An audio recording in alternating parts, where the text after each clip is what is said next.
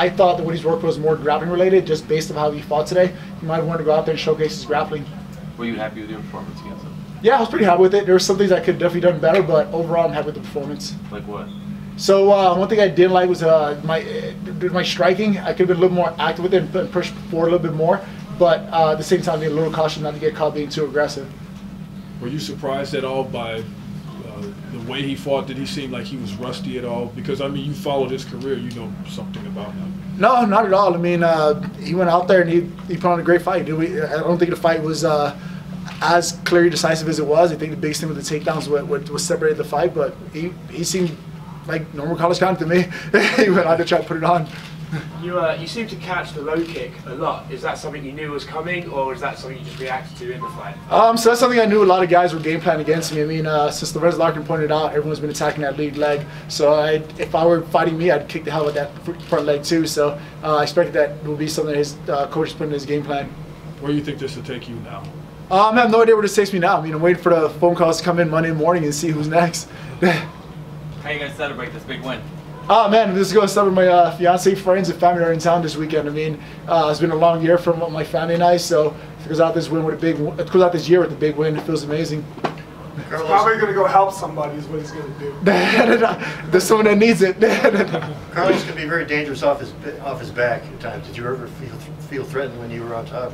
No, not at all. I mean, this is literally a position we drilled in practice over and over and over. And we got to the point that I was like, Coach, I'm done with the guard. I'm done doing these elbows over the top. I'm done controlling the wrist. Let me do something else. So my coach prepared me for every aspect of this fight, so I didn't see anything that surprised me out there.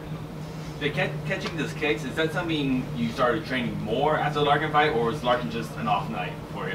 No, he definitely pointed something out with the low kicks. He I mean, he did his homework. He pointed it out, and every guy that fought since then has been attacking that lead leg. So I knew it was something that they would put in their game plan when they're getting ready to fight me. So I just have to adapt to it and get better. I can't allow my leg to get kicked out and not do anything about it. So I was ready to counter and make him pay for every leg kick he threw.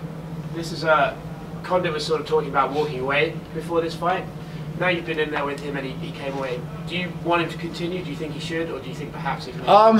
It's actually that's not a decision for me to make. I mean, this week I had one of my closest friends retire from the sport named Marcourt, and when you choose to walk away from the sport, it's something that's entirely up to you and your family, and it's not my place to decide. I mean, I wish him the best wherever he decides to do. If it's to continue fighting or if it's to hang him up, I just wish him the best wherever he does. But it's not my place to choose what he does next. Were you expecting him to announce his retirement this week? Not at all. I mean, to come back after a year and a half off, I mean, I feel like the guy had something to prove and he wanted to go out there and do just that. Sorry, I meant Marquardt. Oh, yeah, we talked about that a little bit this week. So I kind of knew a little bit of insight before the rest of the media knew. Okay. And you mentioned that it was a long year for your family. What did you mean by that?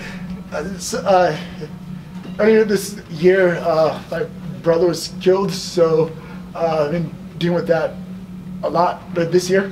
So it's just been something I just kind of try to hold in and not really show much. Just like be strong for my family, strong for guys that look up to me. So as much as it affects me, I try not to show it day to day and affect me in any kind of way. When did that happen?